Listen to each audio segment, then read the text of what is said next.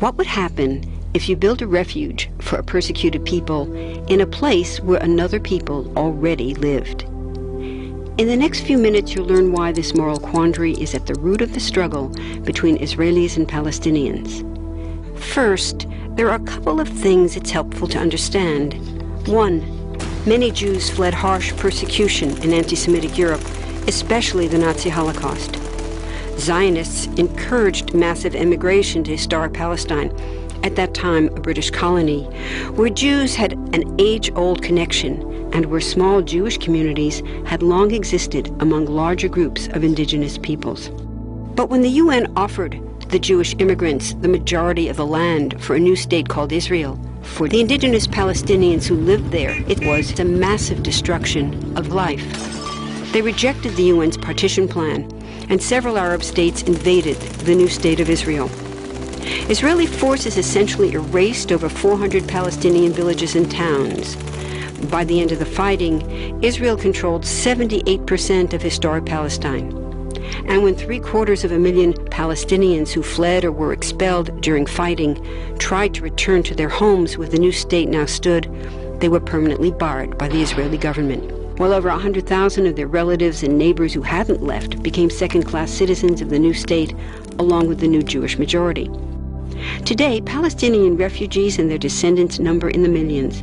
Most are in the Gaza Strip, the West Bank, and Jordan. Many are spread throughout the world, with millions still living in refugee camps, seeking to return to their homeland. To sum up, one group of refugees found a much-needed home, but in the process, a new group of refugees was created. Here's the second thing to understand. Israel was founded as a Jewish state. But now ask yourself, what exactly does that mean? People had lots of ideas about what a Jewish state should look like.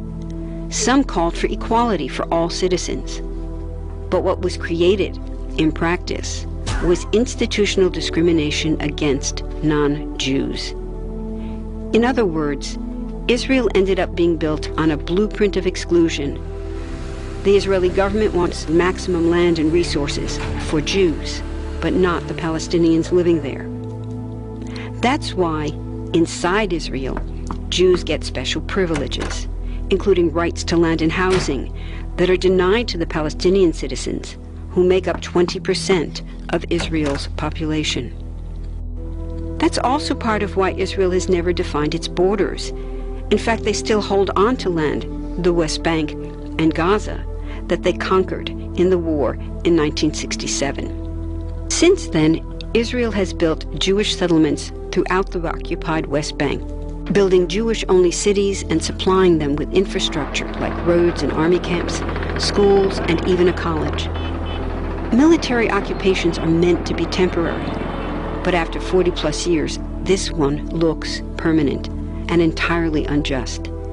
In the West Bank, Israeli Jewish settlers and Palestinians live on the same land, but must live under two completely separate and unequal systems of Israeli law. The Jewish settlers dominate the natural resources, including water and agricultural land, and they're backed by the Israeli army.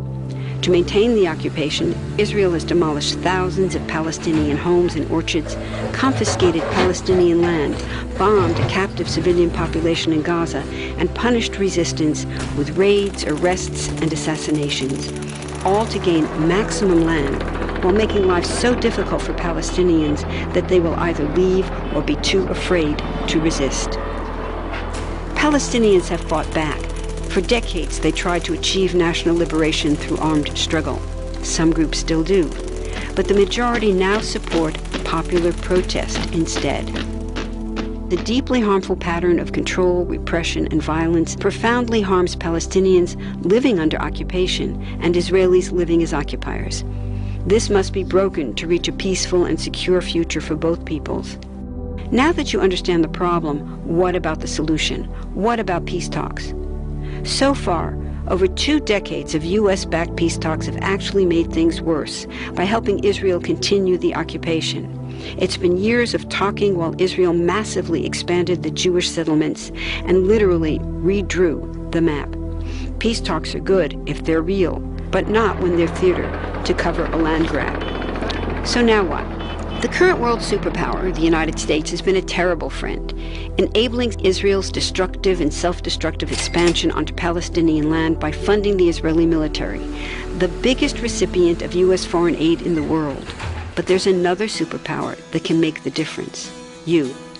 There's a movement with hundreds of thousands of people just like you across the world, including Palestinians and Israelis, protesting, educating, divesting, and boycotting, all to bring nonviolent international pressure on Israel to stop violating human rights of Palestinians.